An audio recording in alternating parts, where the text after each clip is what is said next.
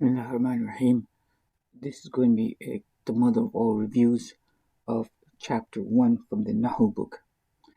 And because I've realized that each chapter, there are 4 chapters in the book, and each chapter is pretty heavy loaded with information, and you kind of have to know and remember everything to really progress well. So we've just finished chapter 1, so I'm going to do a review of this entire chapter so I can listen to it while I'm driving to work or something like that. Bismillah ar-Rahman ar-Rahim. So the first thing is that we define the term an-Nahw like this. Is a shadda, an-Nahw. An-Nahw, like this. An-Nahw. This is basically a term that's referred to as for Arabic grammar. So that this term refers to Arabic grammar.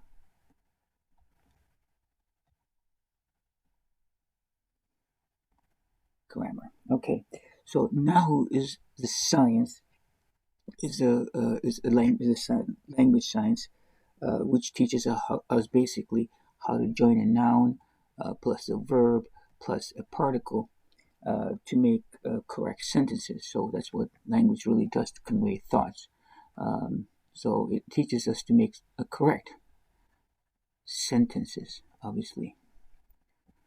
And then, people, for example, who don't speak English, they make some funky sentences, right? So Nahw is the science of taking Arabic nouns and verbs and particles and constructing from them correct sentences, and not just making the word order that's correct, that is putting the words in the right places, but also with correct i'rab, with correct i'rab. Okay, that's this. I'rabun. Okay, so that's i'rabun. So i'rab is the condition, the hal of the word. It's the English term that's given to it anyway. Condition. Okay. Which refers to basically rafa, nasab, and jar, and jazm. Those in the last part of every word. So Nahw is a science that teaches us the proper use of noun, verbs, and particles to make correct sentences with correct i'rab. Okay, the subject matter of this science is the kalimatun,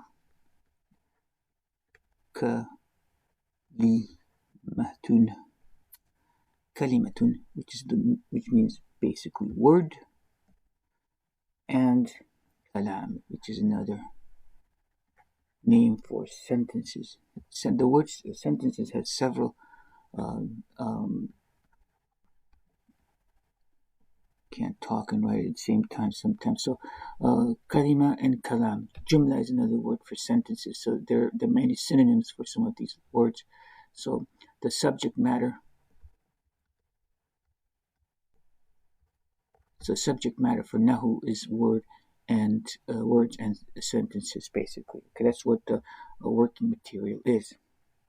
The objectives of this science is, of course, first, the immediate objective is to read, write, and speak Arabic correctly, and to avoid making silly mistakes, and also the midterm objective is to, of course, be able to read and understand the Quran, Hadith, and fiqh and Islamic sciences, so that we can act on them. An ultimate objective, always, of course, is the pleasure of Allah. So that's the page 1 of this textbook. So, and then what happens in this text? We go through a whole list of terms. Okay, it's basically the map of the Arabic language in Nahw class. It's like a big map, which ends up in page 15. There's a big, nice chart on this, and that's what we will eventually develop. Okay, so that's what we're going to do here. Now, anything that is spoken, anything that the mouth uttered, is called lafzun. Okay, this is lafzun. Now you can. So lafzun is basically anything that is articulated by the human gesticulating apparatus, so to speak, the mouth. Okay, so lafzun. So anything that is articulated is called lafzun. But sometimes people articulate things that are meaningless. Okay, so and these are called muhammad, muhammadun, like this. So they're called muhammadun. So these are meaningless articulation. This sounds that come out of human mouth that do not have recognized meaning, and then there's sounds that come out of our mouth that have recognized meaning, or these are the words of vocabulary words. These are called mawdu. Mawdu'un.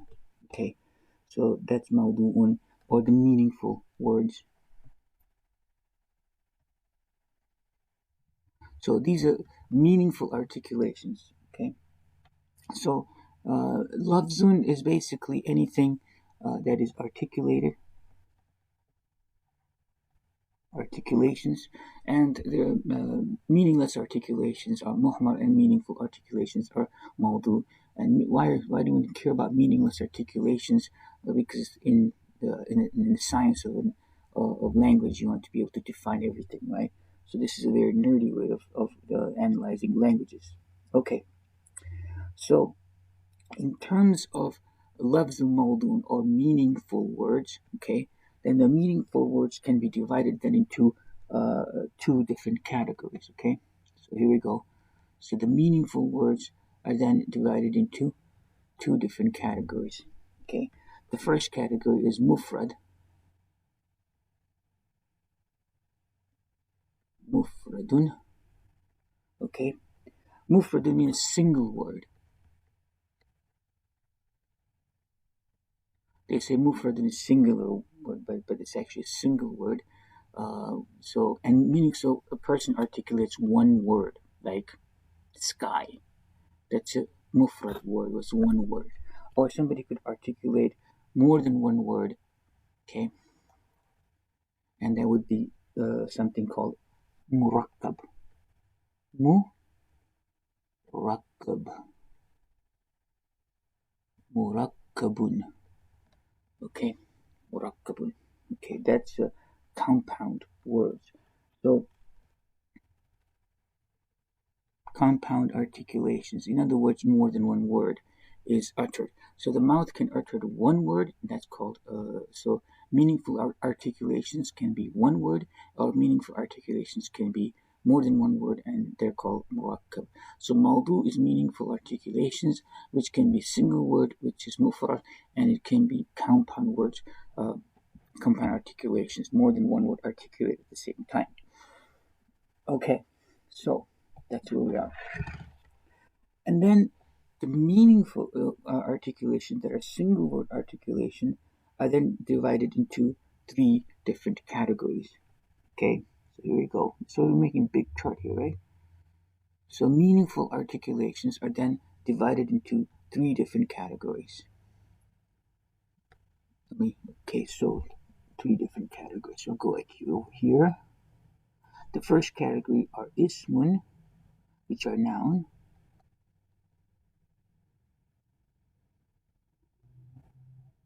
And then there's fi'lun, and there is harfun. So, so meaningful articulations are nouns. So these are nouns, and these are verbs, and these are particles. Okay, so so mufrad articulations are either nouns. There's a different color. This is a noun, and these are verbs, or these are particles. All right.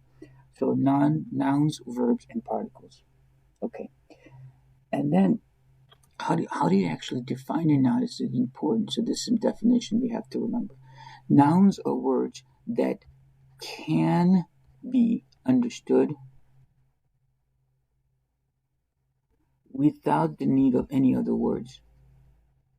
Without the need of other words. Okay. So, in other words, if somebody says sky, you know what they're talking about, right? You don't need to add any other words to understand at least the concept of the sky, right? So, the same is also the case for um, uh, verbs. So verbs and nouns are words that can be understood um, without in addition of another words. Okay, so for example, he ran, ran. You can understand the concept of running, ran. He ran without any addition of other words. Okay, the difference between a noun and a verb is that noun does not have a tense. Okay, does not have a tense. In other words, past tense, present tense. Fail has three tenses. That is past, present, and future. So any word that suggests a time, restricted to time, then it die, died, right? So that's like suggest, oh, it happened in the past. So that's word is going to be a fail. Okay. Any word that it suggests time is a verb. So both noun and verbs are words that can be understood without addition of any other words. The difference is nouns do not have any tense. They do not communicate any sense of tense in them, any sense of time, whereas verbs communicate a sense of tense. Okay, and they convey action. They convey action. So that's that basic understanding of nouns and verbs. Okay. So nouns in general, otherwise, are, as everybody knows, are the name of nouns are names of person, place, thing, or concept, right? Ideas, right? And verbs are they denote, as I said, action. All right. And herb is basically anything that's not noun, and verbs and herbs, unlike noun, they cannot be understood, cannot be understood without that S with the bar sign means without. Without cannot be understood without adding other words such as without adding nouns or verbs or both. Okay. So for example, harf is min, which means from. So from what? From like you can't understand any meaning of harf. It does not give you any meaning until you add other words to it, nouns and verbs or both of them. So that's the basic definition of these. One more thing that is emphasized even here in the very beginning is noun does not take tanween and al at the same time. That's kind of a basic rule that a noun can have either a tanween or al, but not both at the same time. So it cannot have a tanween like this, tanween, double fatha, double dhamma, and double kasras. It cannot have tanween and al in the beginning of the word at the same time. That we know, I think. So noun cannot have tanween and al at the same time. All right, that's one rule that's also important to understand. All right, so that's that page number 2. We're on page number 3 now. So page number 3 is defines verbs, which I've already done, and particles cannot be understood without joining them with uh, other words. Okay.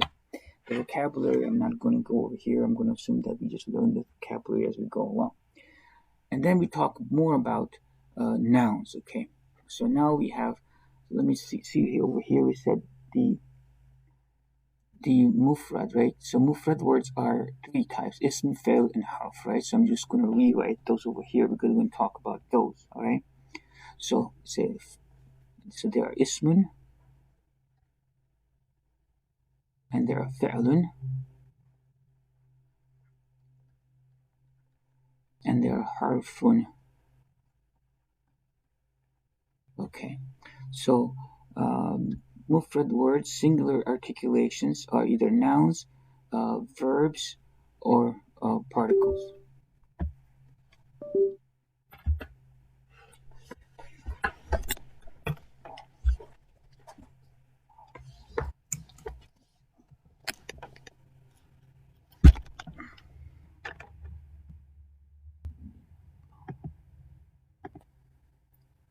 Okay, sorry about that. So, and these are particles. All right, now we're going to talk about different types of isms and fi'ls. Okay, so nouns are of three types. Okay, nouns are of three types. The first type is called jamid, jamidun, not hamidun, jamidun. Okay, and there's masdar, masdarun, and finally there's this one was kind of tough for me in the beginning to pronounce, but I got it after a while. Mushtaqun. There's a kha here. Mushtaqun. Mushtaqun. Mushtaqun. Okay.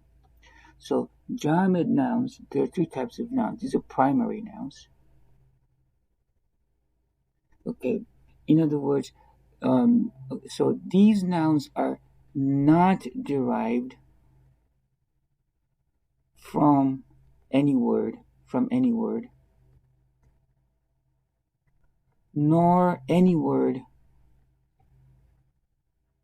is derived from them. So the jamid nouns or primary nouns are nouns that are not derived from any word and no word is derived from them. It's like kitten or cat. There's no other words there. It's just nouns. It's just kitten. Okay, a spoon, Okay, it's I think it's called or something like that. A spoon is a spoon. There's no other words derived from a spoon. Okay, the primary noun, standalone noun. Okay, there's no. It's not related to other words. Okay, a masdar on the other hand. Okay, a masdar is called a root noun. It's a root noun. In other words, many other words are derived from this one word. Okay, it's a word from which a noun from which a noun from which many other words, other words. Now, remember I said words. I didn't say nouns because you could derive verbs as well. You can derive nouns and verbs from musters. A noun from which many other words are derived. Okay, and then finally the mushtaqun are do not use too many words. So mushtaqun are derived nouns. Okay, these are derived nouns. D-E-R-I-V-E-D, derived nouns. Okay, and they're derived from musters because the jamid, nothing comes from them. Derived from musters, M-U-S-D-U-R, something like that. Musters. Okay, so now for example of a root noun is nasrun, for example. Okay, for example, nas nasrun, which is to help. Okay, nasrun is to help. Darwun, for example, is to hit. Okay, so nasrun is to help. That's a masdar. Is the name of the action of helping, and a word that's derived from masdar, for example, is nasir. nasir, the person who helps, or nasara, nasara, which is means he helped, past tense verb. Okay, past tense. You can nasara yansuru and nasirun. Okay, so these are all a whole bunch of words. Nasara yansuru, nasirun, and all that stuff is derived from this original root word. Okay, that's an example um, of mushtaqun, mushtaqun, mushtaqun. Okay, so the first category, uh, ism, okay, has three types of ism. Okay, there's jamid, which are the primary nouns, and there is masdar, so there's jamid, masdar, and mushtaqun, derived. So primary nouns, root nouns, and derived nouns. Those are three types of nouns. Okay, if you remember, nouns, failed nouns, word are all types of mufrad, single articulations. Single articulations out of three types, and there are ism, fa'lun, and harfun. Okay. Now, what about fi'l? Okay. So, how many types of fi'l are there? All right. So, there are actually four types of fi'l. Okay. The first type of fi'l, al-madi, madi. Okay. Fi'l al-madi, this is past tense verb. And there's fi'l al-mudari, mudari, mudari. Okay. Mudari'u, mudari. This is present tense, or present or future. It's used for both present and future, right? And there's two more, okay? And there's fi'l that's amr, al-amr, which is command, order. Okay, and then there's fi'l al-nahi, I've tried to learn the spelling of these two, see? Nah, you, an-nahyu.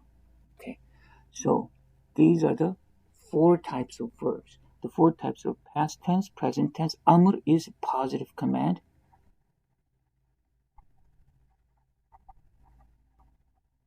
Nahi is negative command. What's the difference between past? So everybody understand Maldi and Mudari, past tense, and Mudari is used for present and future tense. Amr is positive command, means do something. Nahi is negative command, don't do something. In the first case, you're asking to do something. In the second case, you're prohibiting the person from doing something. But they're both commands. So positive command, which is also known as sometimes imperative, imperative. Imperative means it's imperative that you do this, and this one is called prohibitive. It's prohibited that you do this. Prohibitive, imperative, and prohibitive. So the four types of there are four types of verbs. Okay, there is Madi al Mudare, and then Amr, which is positive command, imperative, and Nahi, which is a negative command. The examples that are given for here are like Nasara. The example I'm giving is Nasara, he helped. Yansuru, Yansuru means he's helping and he will help. Amr, Unsur, you help. And negation would be La Tansur. You don't help. You don't help. Okay, don't you dare help. You know what I'm saying? Like this. Okay. So these are examples. Ism, again, three types: jamid, masdar, and mushtaqun, and fi'l, al-madi, mudari, amr, and nahi. And these are examples of that. Okay. And harf. There's a harf particles, a whole bunch of particle types. Okay. Whole bunch of particle types. But the particle types are divided into basically two categories. Okay. So the first category of particles are called amilun. Amilun. Okay, amilun. It also, I think, in another meaning for the word amil is like worker. Okay, somebody who does something. Amil. Okay, and then the second category is غير amil. غير العامل. عامل. عاملي. غير عامل. because that's مضاف إليه. غير العامل. So you have to know this English translation of these. Amil are causative particles. Causative particles. Alright? And غير عامل are non-causative particles.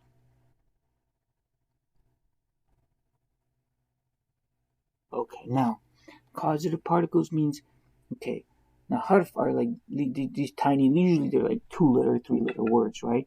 So like fi, okay.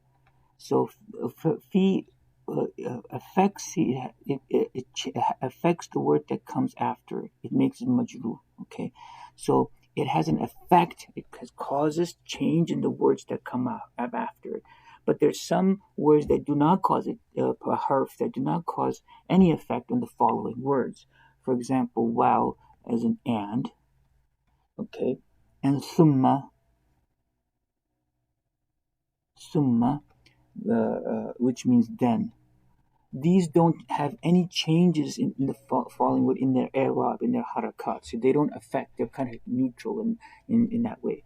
So the many harf will cause a change in the of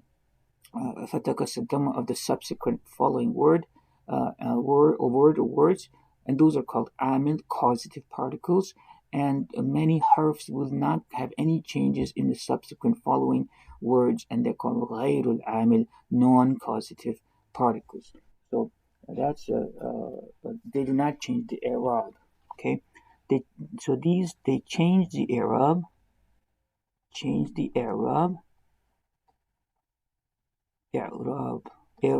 of the words that come after them, whereas the ghair amils, they do not change the i'rab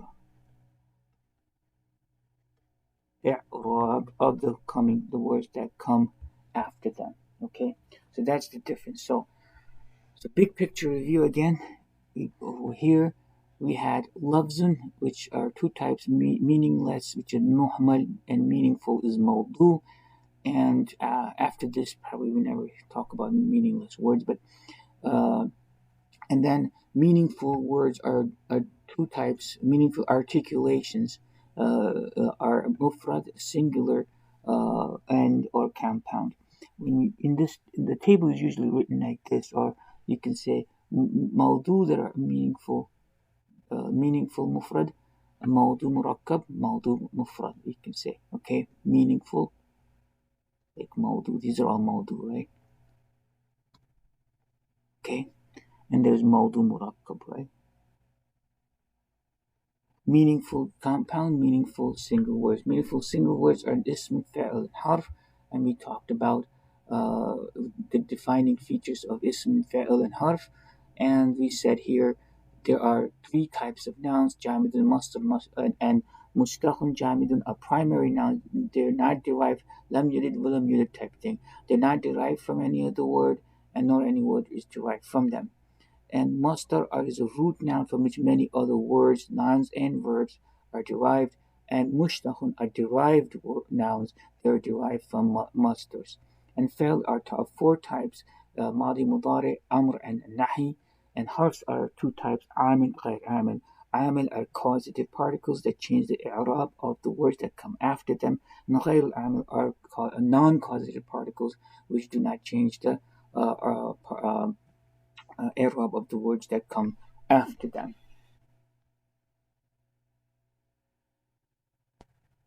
Okay, so I wanted to keep these review sessions like half an hour long, so easy digest, and then we'll continue from in the next time. Inshallah, salatu wassalamu ala